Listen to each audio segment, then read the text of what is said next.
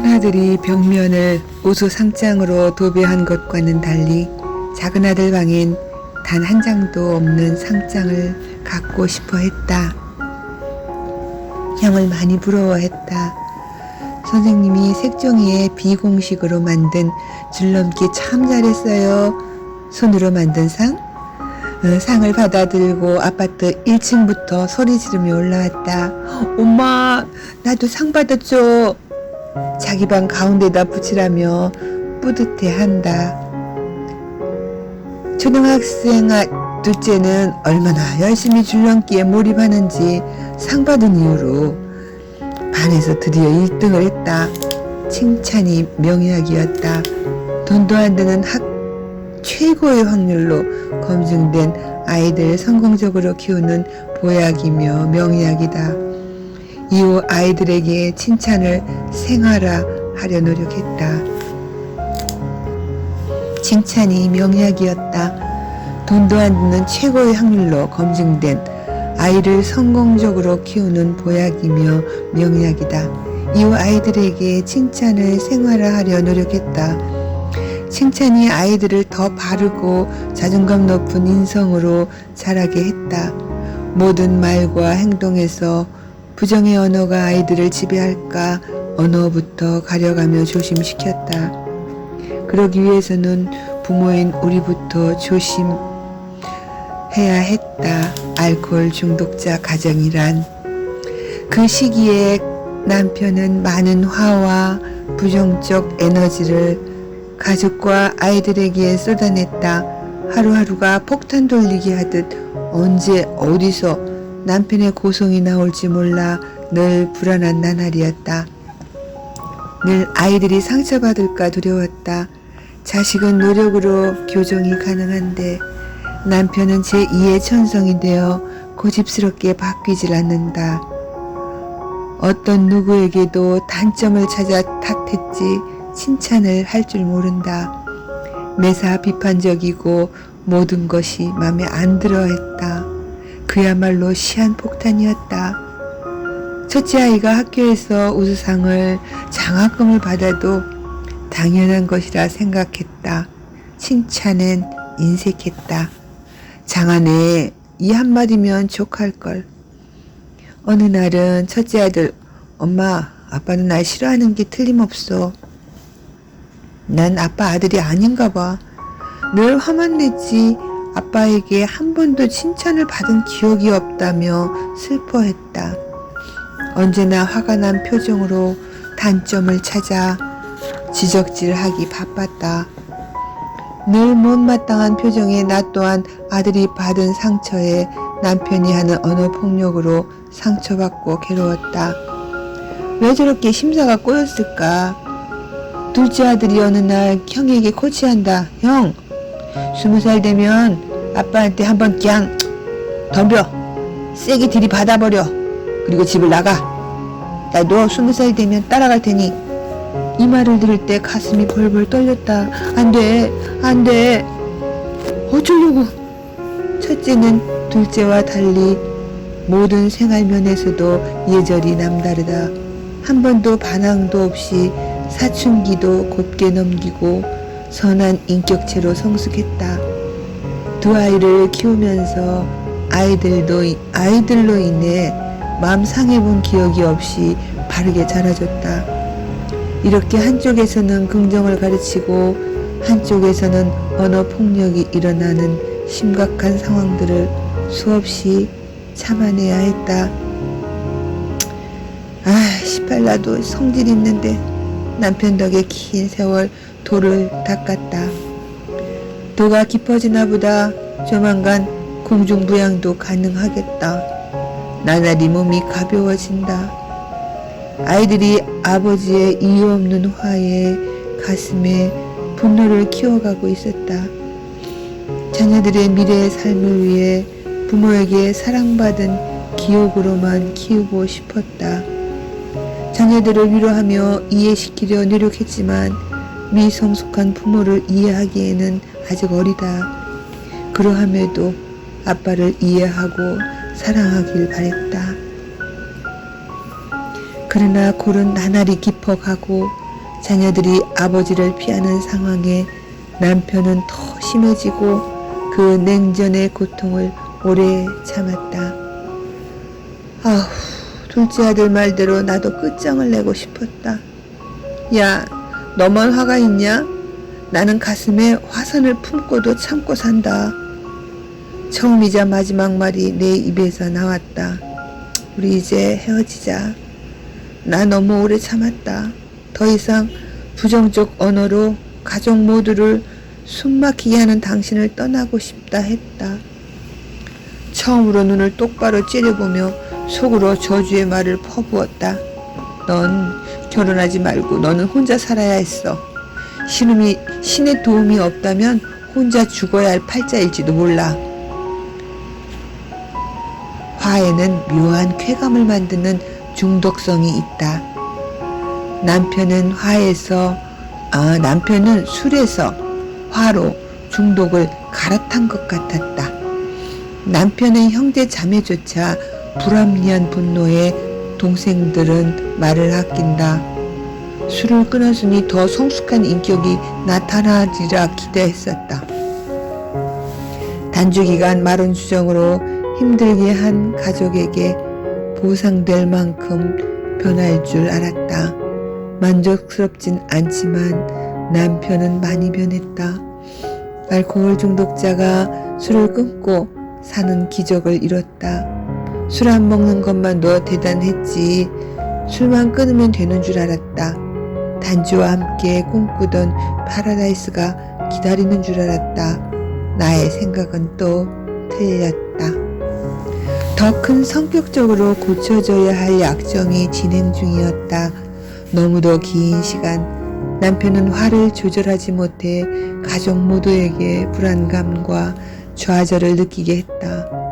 자신이 잘못해도 아이들이나 내게 사과라는 반응을 보인 적이 없는 사람이었다. 나는 너그러운 사람이 아니다. 그러나 가정의 평화를 위해 언제나 아이들이 있는 데서는 남편의 체면을 생각해 말없이 그의 인격을 존중했다. 그의 말을 비판하며 싸운 적은 없었다. 아이들이 잠든 밤 12시 넘어 조용히 얘기하자 했다. 아이들 안 듣게 헤어지자 했다. 마음대로 해. 버럭버럭 일상의 언어다. 올라오는 화를 누르고 침착하게 어금니를 물고 냉정하게 다시 말했다.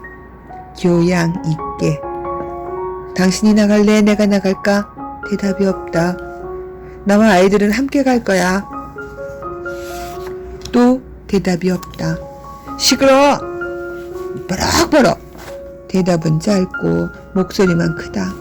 나도 오늘은 결심하련다. 내가 나가겠다 했다. 내 말에 귀찮다는 듯 거실로 나가버렸다. 말하기 싫다 이거지? 너가 나가야지 우리가 나가야겠니? 말이 나오는 걸 참았다. 건너방에서 첫째가 나오더니 소파에 자리 잡고 앉아 작심 발언을 했다. 듣고 있었나 보다. 평소 절제와 반말 한 번 안 한 착한 심성의 청년이었다. 고2. 아이고 나가려면 아버지가 나가세요. 엄마가 왜 나가요? 그동안 서러웠던 얼굴이 터져 나오고 나와 남편 사이에서 눈물을 보이며 분노했다. 남편은 화살을 아들에게 돌려 괘씸한 놈이 애비 보고 나가라고?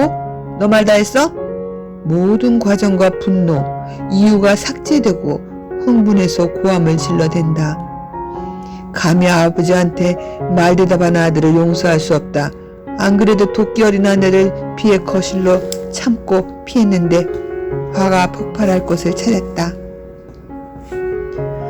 불에 기름을 붓듯 폭발한 감정은 이성은 이미 잃었고 한 번도 아이들에게 매를 들지 않았던 사람이 사람을 때릴 태세다. 분노에 치를 떨었다. 안경 벗어 이 자식이! 때릴 태세다. 몸짓으로 보면 아들은 90kg 가까운 거구의 젊은이다. 그래도 아버지기에 이를 악물고 순수히 안경을 벗는다. 때릴 테면 때려보란 자세다. 나는 온몸으로 막아야 했다. 두 남자 사이를 가로막고 나를 때려! 때리려면 나를 때려! 지금껏 너라는 존재를 인격적 대우로 존댓말로 대화했었지만 내 입에선 반말의 쌍시옥 방언이 터져 나왔다. 감히 너가 만에 하나 아들 몸에 손을 대는 순간 너는 내 손에 죽는다. 오늘 처음으로 반말로 발악을 했다. 차마 나를 때리지 못하고 홧김에 내가 아끼던 대형 공주 거울을 집어 던져 깨는 걸로 씩씩대던 남편이 한 발 물러섰다. 분노 조절이 안 되던 상황, 감정이 격해 자칫 크게 다칠 뻔했다. 이후 오래도록 아들의 가슴에 나의 가슴에 상처가 아물지 않았다. 그래도 그날 이후 아무 일 없듯 소리 없는 침묵으로 서로 올해를 외면하는 날이 길었다. 아들들을 다독여야 했다. 시앙, 엄마 두고 나갈 수 없어서 내가 참는다. 에이! 아들들의 진정에 번번이 가슴을 쓸어내렸다. 이 시기 둘째는 사춘기로 깊은 우울증에 힘든 시간들을 보내고 있었다. 둘째야 고마워. 이 환경에서 이렇게 훌륭히 자라줘서. 생활 속 삶과 마주치며 겪어낸 시행착오들은 이 미성숙하고 거친 우리들의 성격을 성숙한 인격으로 바뀌는 데는 오랜 시간이 걸렸다. 누구에게는 죽을 때까지 노력해야 하는 진행형 질병이 아닐까. 사람은 안 바뀐다는 옛말이 있다. 사람이 변하면 죽는다는 말까지 있다. 죽기 전이 되면 좋은데 완성되진 못해도 후회는 없다. 최선을 다해 살았으니 그만큼 사람의 타고난 성격을 바꾼다는 것은 몇 번은 죽고 다시 태어나야 가능한 것 같았다. 그렇다고 이렇게 살 수는 없다. 지쳤다. 더 이상 뭐가 살아야 하는 이유인지 철저히 실패한 꿈이었다. 자녀뿐 아니라 나 자신에게도 자책감으로 조절하지 못하는 화는 절망을 갖게 했다. 이후 또 한 번의 각성과 성찰이 남편과 내게 일어났다. 다시 노력하자. 여기서 포기하면 모두에게 상처만 남는 불행의 종말이다. 이후 남편은 목숨 걸고 고치려 노력했다. 화가 가득한 자신을 돌아볼 여유를 찾았다. 남편은 자신의 어린 시절 상처를 찾아내 치료했다. 남편 또한 알코올 중독자의 자녀였다. 남편은 심한 우울증 증세로 마음을 잡지 못해 오래 방황하면서도 이 문제를 해결해 보려 노력했고 또 한 번의 기적을 이뤄냈다. 자신을 이해하게 된 까닭을 어쩔 수 없는 것과 있는 것을 받아들이고 감정을 조절함으로 또 한 번의 변화에 성공했다. 나는 남편이 환자임을 또 잊고 있었다. 아니 이젠 잊고 싶었는지도 모른다. 정말 지치기 딱 좋을 만큼 조금씩 아주 조금씩 감정을 다스리고 성장하고 변해갔다. 급한 성격인 나는 느리게 변화되는 과정이 고행을 하는 시간들로 느껴졌다. 슬프고 불편한 진실이지만 늘 배우자가 환자임을 잊지 말아야 한다. 나는 중독자들과 사는 가족에게 내 경험으로 위로를 전한다. 중독자가 단주한다면 너무 기쁘고 다행한 일이다. 중독에서 단주에만 성공하는 것도 전에 한 명, 만에 한 명 확률로 어렵다. 평생 단주는 성공률이 희박한 병이다. 재발의 위험이 높기에 함께 곁에서 성장하고 배우며 치료할 기회가 필요했다. 그 많은 사람 중 신의 선택된 이들만 새로운 삶의 길을 걷는다. 신과 또 한 사람, 그를 환자로 인정하고 이해하고 돕는 누군가 한 사람도 꼭 필요하다. 단주의 기회가 생겼어도 기억하자. 술은 상징에 불과함을 알아야 한다. 나 역시 남편의 단주 시작이 기뻤지만 그 길을 함께 걸어오는 그 과정은 멀고 험했다. 용기가 필요한 험한 여정이었음을 고백한다. 내가 살며 겪었던 그 고통들은 지금 알코올 중독자가 단주하며 살려 노력할 때 가족이 느끼고 힘들어하는 증세들이며 중독자들이 회복 과정에 나타내는 분노나 우울증, 자살, 충동 같은 심한 마음의 갈등을 겪는다는 것을 알아야 했다. 그들은 새 일상의 감정에 책임감에 몹시 서툴고 괴롭다. 단주와 새로 삶을 살아내야 하기에 그들만의 상처와 긴장을 갖고 산다. 완전히 다른 삶을 살아야 한다. 술을 의지하지 않고 살아내야 했다. 단주자 가족들은 중독자가 단주하면 회복된 자로 믿고 싶어진다. 그 유혹은 당연한 가족의 바람이다. 나 또한 그랬다. 나 또한 이 유혹에서 자주 벗어나 혼란과 감정에 깊은 상처를 만들어냈다. 그가 술을 끊었다고 없던 능력이 생기는 것도 아닌데 기대하고 싶었다. 알라넌에서는 술꾼이 술을 끊고 살아나는 것을 격려하란다. 여기까지 올 때까지 했잖아. 격려, 또 희생, 또 오래 참음. 더 뭘 해야 하는데 이제 우리가 격려를 받을 차례 아니야? 이제 가족에게 보상해야 될 차례 아니야? 뭘 얼마나 더 화가 치민다. 어째서 이 삶에는 끝이 없냐고 싶어. 선배 가족들이 성공한 경험으로 단주자와의 새 삶을 시작하려면 자유의지로 현실 그대로 이 상황을 안고 살아내려 한다. 버티라 한다. 사랑 없는 강요와 인내는 힘들다며 자율적 의지와 선택을 권한다. 깊은 사랑만이 이해와 인내가 가능하다. 술 마실 때도 안 마실 때도 상황과 사람은 똑같은 사람임을 알아야 했다. 가족들은 모든 것을 술 탓이라 믿고 싶다. 그의 단점은 술이 그를 망쳤어. 술이 그를 폭력적으로도 무력하게도 만들었다 믿고 싶어 한다. 그러니 그에게 술이 없다면 슈퍼맨이 되리라 환상을 갖게 된다. 평생 경제적 능력 없이 살던 사람이 술을 끊었다고 없던 경제 능력이 생기지는 않는다. 절망스럽지만 기대하지 말아야 했다. 이 삶은 우리의 선택이다. 더 살지, 정리하고 살지, 그가 살아있음에만 만족하란다. 알라는 가족 모임에서 만난 중독자 남편은 어린 시절 운전으로 본과 가족을 부양했던 경험자라 술에 취해서도 일을 했다 한다. 결혼 생활 내 생활비를 벌어야 한다며 술김에 운전을 했다. 남편이 자주 음주운전에 계속해 남편이 술병으로 병원에 입원했을 때 영업용 차를 팔아버려도 회복과 동시 남의 차를 빌려 운영해 다시 자차를 만들어내는 일이 있었다. 술은 상징에 불과하다는 뜻을 나는 오래도록 이해하지 못했다. 술을 먹었다고 폭력적인 것이 아니었다. 그 안에 폭력이 가슴 깊이 숨어 있었던 것이고 슬픔이, 화가 이미 그와 한 몸으로 있었다. 보이지 않는 마음속 깊숙이 병들어 있었다. 술을 마셔서 생긴 것이 아니라 그 감정이 있기에 술에 의존한 것임을 알았다.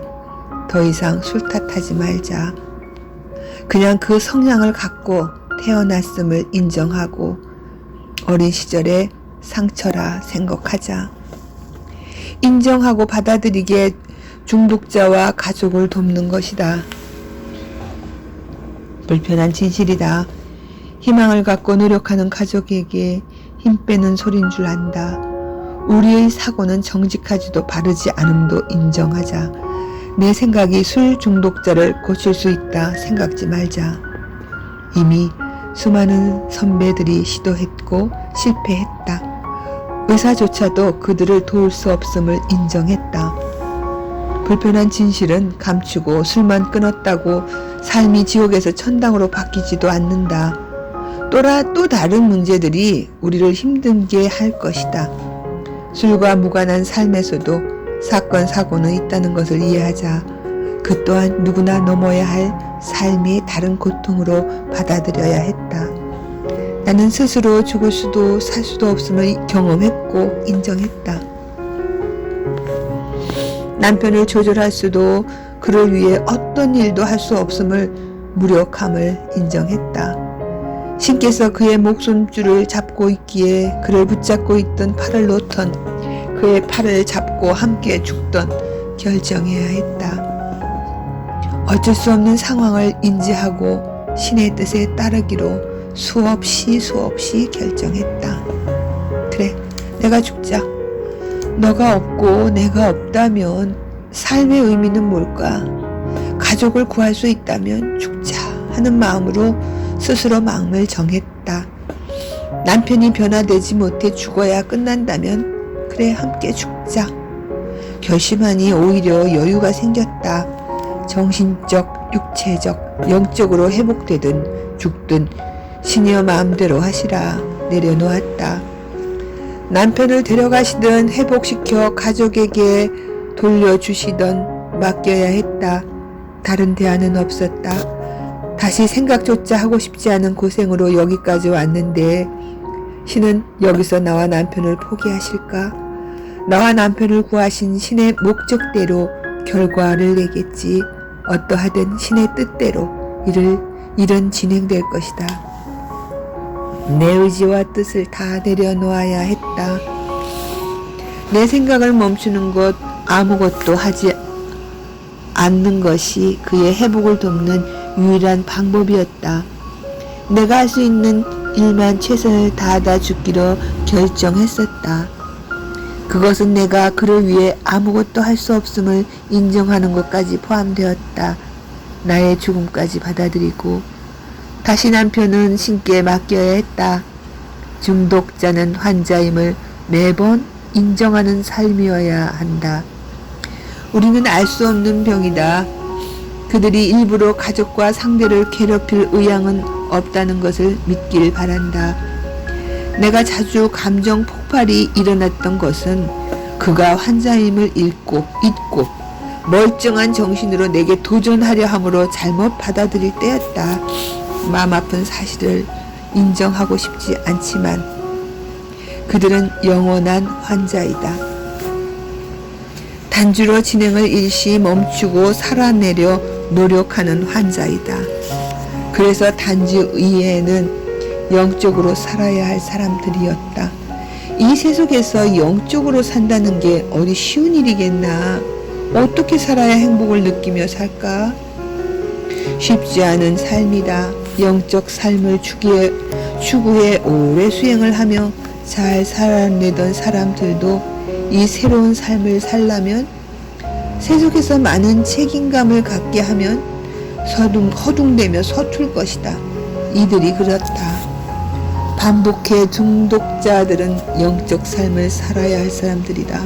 수없이 과거의 삶을 다시 살 수는 없다. 지나온 삶이 버거웠고 맞지 않는 타인의 삶이었다. 신의 뜻에 맞는 삶의 방식으로 새로운 인격체로 새로운 사상으로 살아가야만 하는 사람들이다.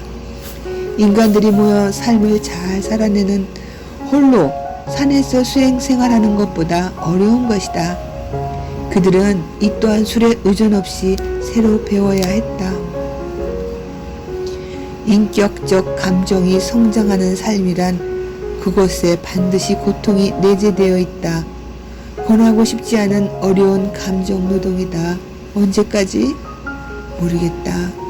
나도 신의 인도를 믿을 뿐 판단할 수 없다. 늘 내 뜻대로가 아닌 신의 뜻에 맡길 때 삶은 평화로웠다. 늘 삶은 내가 상상하는 것보다 더 좋은 결과를 가져다 준다는 사실을 믿는다. 그리고 결과적으로 내 믿음대로 최고의 방법으로 늘 보상받았다. 어느 날은 둘째가 변화된 아빠를 보며 엄마, 기적이 일어났어. 아빠가 웃었어. 난 처음 봐. 우리는 알았다. 우리의 감정이 병들었다는 것을 인정했다. 이 상태로는 바른 삶을 살 수 없는 병이 든 것을 인정했다. 건전한 정신으로 회복하지 못하고 감정에 끌려 산다면 예정된 미래는 그동안 지켜낸 가정을 침몰시킬 것이며 자녀들에겐 아픈 기억을 남겨주게 된다. 돌이킬 수 없는 내 고통의 지나온 길을 자녀에게 전염시키고 불행한 삶을 물려주어야 할 것이다. 내가 죽더라도 우리 대에서 이 불행의 대물림을 끝내리라 결심했다. 남편은 영적으로 정신적 육체적으로 회복됐고 살아남았다. 그 희박한 확률을 뚫고 매일 공부하며 변화하려 노력한 덕이다. 우리 가족을 넘어 이웃의 동료들에게 자기의 회복 과정을 경험을 나눈다. 알코올 환자는 그 병에서 회복된 사람만이 도울 수 있는 특수한 병이다. 살았기에 든든한 가장의 울타리로 자녀들의 진로 선택 시 큰 힘이 되어 주었다. 살았기에 많은 고통을 안고 있는 환자들에게 위로와 희망이 됐다. 포기하지 않고 버티기로 순종했고 나를 위한 신의 선한 뜻을 믿었기에 살아남았다. 살아남았기에 남편의 자리와 부모의 자리를 지킬 수 있었다. 지금은 성인이 된 자녀들이 아버지의 힘들었던 단조 생활과 수많은 봉사, 많은 단주자들을 격려하고 함께 노력했던 모든 수고를 이해한다. 이게 기적이다. 우리가 살아내는 모든 삶이 기적이다. 사람이 날아다니는 게 기적이 아니다. 땅을 걸어야 할 우리의 일상이 일상으로 사라지는 것, 이것이 기적이다. 지금은 기억에도 없겠지만 가슴 속 저 아래 묻어두었던 슬픈 기억들은 가슴에 근육이 되어 타인의 아픔을 이해하는 힘이 됐다. 우리가 화로부터 탈출을 노력했듯 서서히 상처들을 치유해 갔다. 부모 자식 간의 일이 아니었음 상처가 쉽게 아물지 않고 곪아 더 큰 상처로 남았을 일을 남편이 변화의 시작을 먼저 노력했다. 원한으로 남았을 일이 많았지만 그때 오해를 풀고 반성하고 성장하며 하루하루 마음 공부하는 결심으로 살아냈다. 자녀들을 지켜낼 수 있었다. 우리는 아는 만큼 자녀들을 돌볼 수 있을 것 같다. 이렇게 남들이 보기에 부러워하는 우리 가정만 봐도 늘 문제와 함께 해결해 나가며 수정하며 산다. 나날이 어제보다 조금 더 삶이 가볍고 평화롭다. 그러면 족하다. 끝없는 욕구 충족에 내일을 위해 오늘 내게 온 행복감을 미루고 살았다. 이제 다 보고 느끼고 살고 있다. 이 아름다운 시간 또한 기억 속에 사라질 텐데 행복에는 큰 돈이 필요하지 않다. 자기 사랑은 이기적인 줄 알았다. 아니었다. 자기를 희생하는 사람보다 자기 사랑이 되는 사람은 남도 사랑하는 힘이 있었다. 나와 그대여 더 많이 나를 사랑하며 행복하게 삽시다. 사랑받는 기억이 없어 사랑할 줄 모른다? 아니다. 그건 그 말을 하는 사람 생각입니다. 흙이 없다고 꽃이 자라지 않을까? 흙 속 진흙 속에서도 피는 꽃이 있기에 그 꽃은 더 귀하다. 사람만이 사람을 위한 사랑을 만들어낼 수 있다. 사람만이 사랑으로만 치유되는 병도 갖고 있다. 누구에게나 감추어져 있을 뿐 안에 사랑이 있기에 사랑은 배워야 아는 게 아님을 안다. 가장 큰 행복은 사랑하는 사람이 있는 것이고 자기 사랑이 될 때 행복을 알고 남도 사랑하는 법을 안다. 행복이란 사랑받을 때보다 상대를 사랑할 때 더 큰 행복을 내가 갖는다. 우리의 선택이다.